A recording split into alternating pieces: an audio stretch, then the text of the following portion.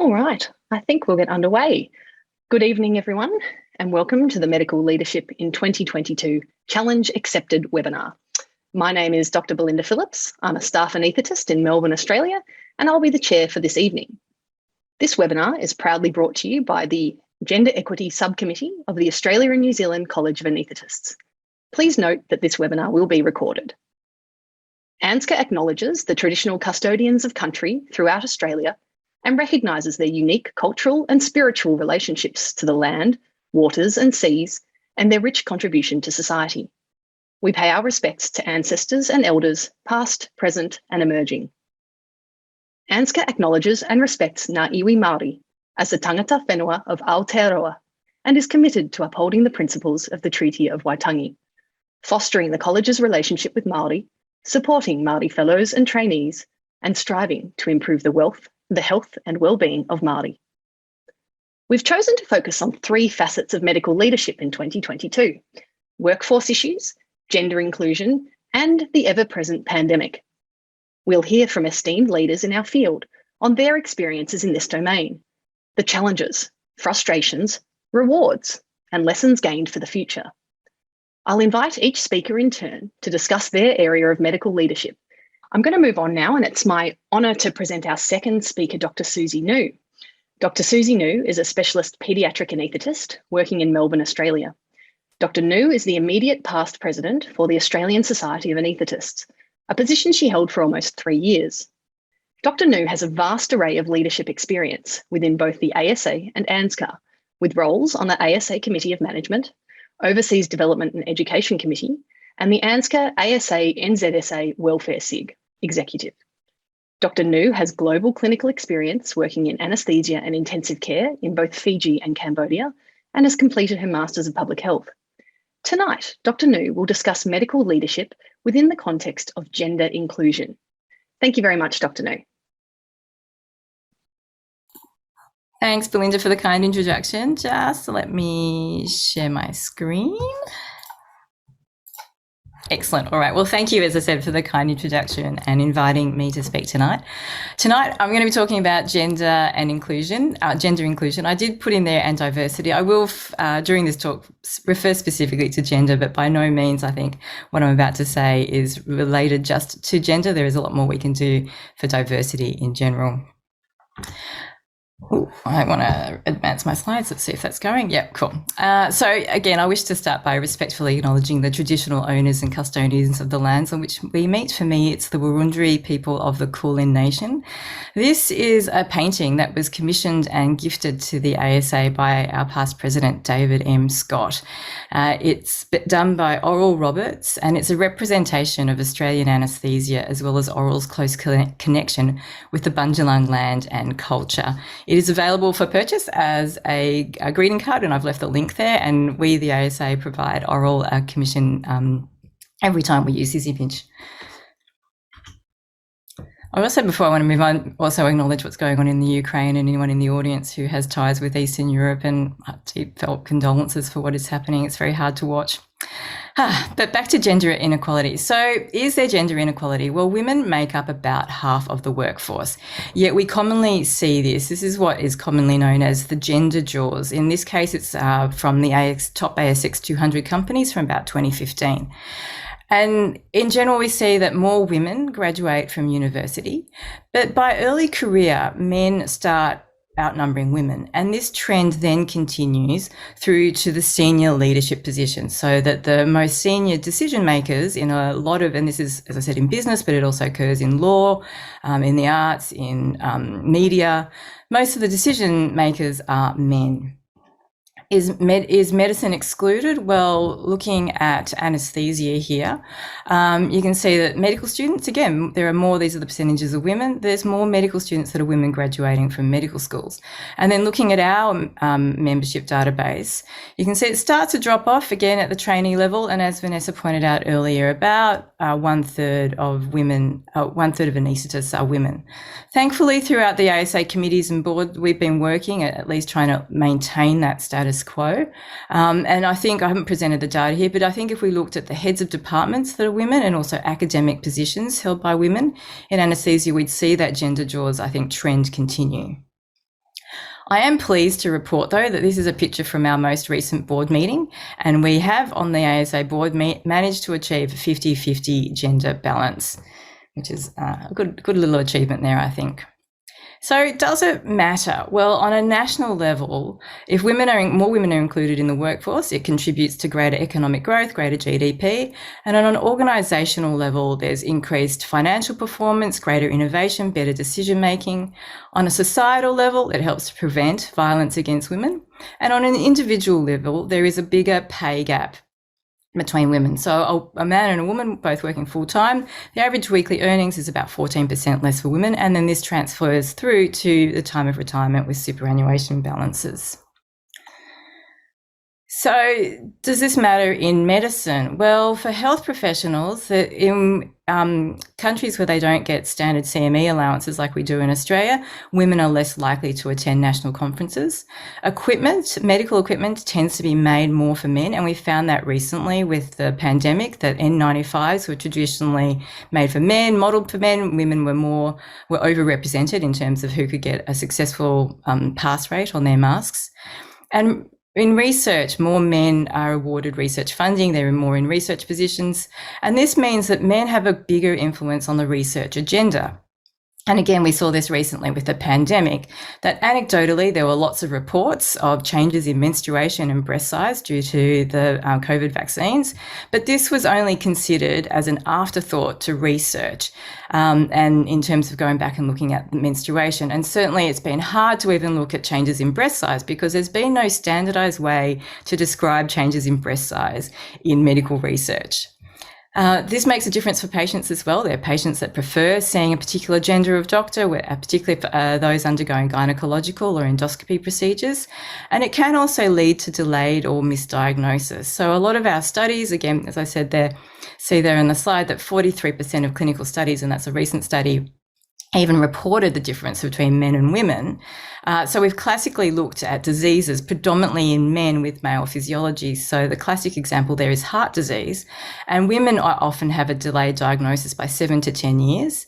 And women also have higher fatality following myocardial infarction, and it's missed because the classic symptoms have been described for men as opposed to women. So what can we do about it? So earlier I mentioned the gender jaws for career progression, and it's thought that gender jaws arises because there's two systems that come into play at about the same time.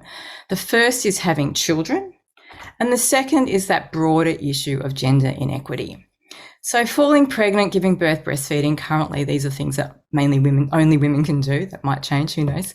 But it doesn't mean, as Vanessa said, that the whole impact of having children needs to be carried by women in their careers.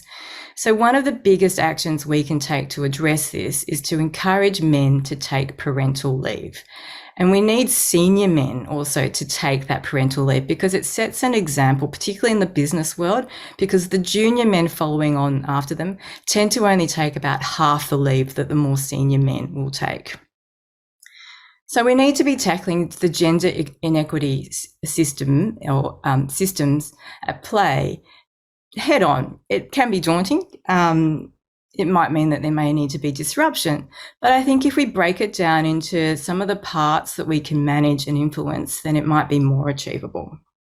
So some of the things that we've looked at the ASA, obviously I was in a leadership role. There's been leadership roles throughout anaesthesia, which has been great. But having one woman in a leadership role isn't enough, I think. And it could in some cases be seen as a tokenistic thing. And so, when you walk into a room like that, how does that make you feel? Do you feel like you're able to speak up and represent? Do you feel like you have got pressure to perform? Is there going to be discrimination or bias against you if you are the only female, the only Asian person, the only anaesthetist walking into a room, say, full of surgeons, as happened to me during my presidency at one stage.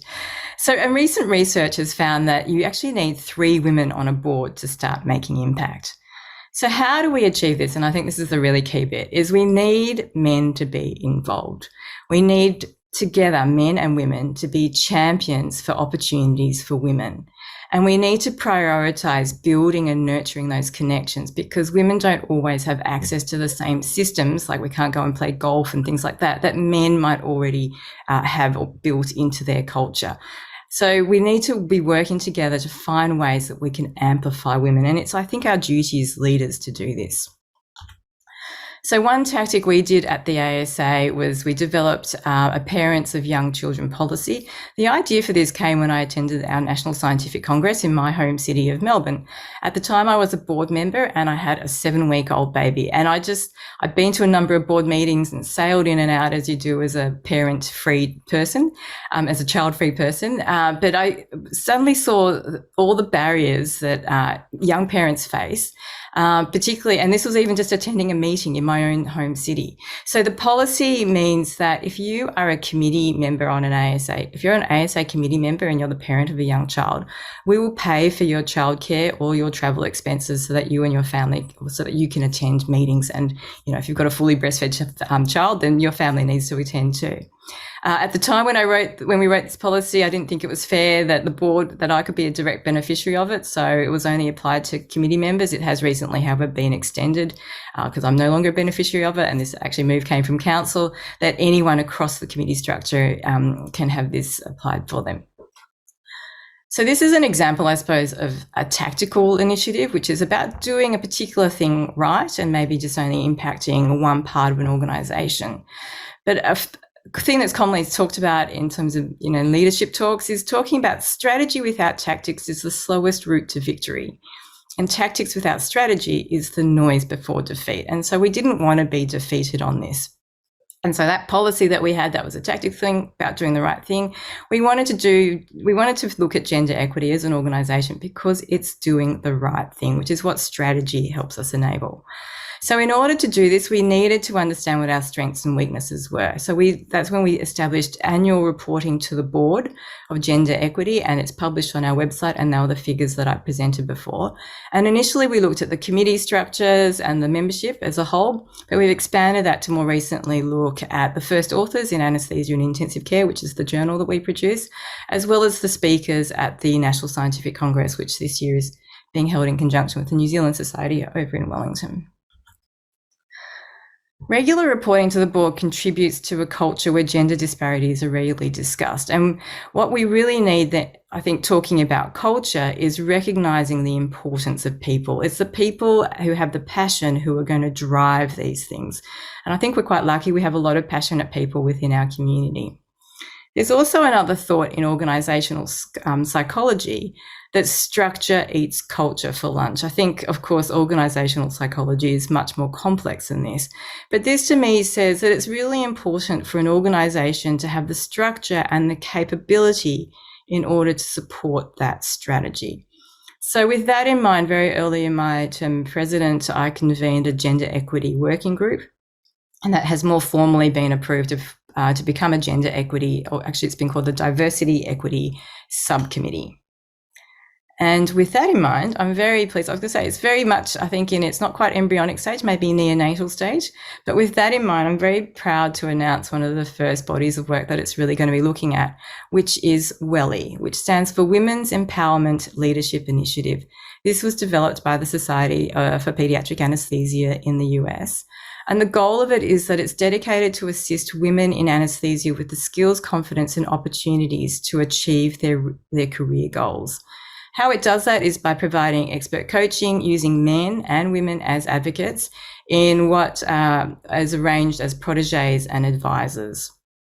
It's not about providing mentoring to women. It's not about fixing women. It's about trying to fix the system and create those opportunities for women to support them in their careers.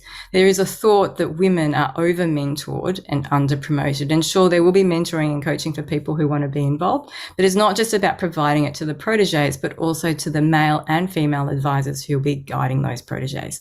So this is probably, again, not quite in its infancy stage, but if you'd like to be involved, then please do contact us. The people to get in contact with at the moment would be Bridget Brown, who chairs our Diversity Equity Subcommittee, or myself, and there's our contact details there. All right, thank you for that, and happy to discuss this and other things afterwards. Fantastic. Thank you so much, Dr. Nu, for that very fascinating insight into gender inclusion and medical leadership. And I'm sure we'll get some questions through on some of that interesting information you gave us. In lieu of speaker gifts, each of our speakers has kindly agreed that a donation be made to a relevant charity. And the chosen charity for tonight is UN Women, the United Nations entity for gender equality and the empowerment of women. I'd also like to thank you, our audience, for being involved in the ongoing conversation about medical leadership. May we all accept the challenge of medical leadership in whatever form it may take in our lives. Thank you all very much, and good night.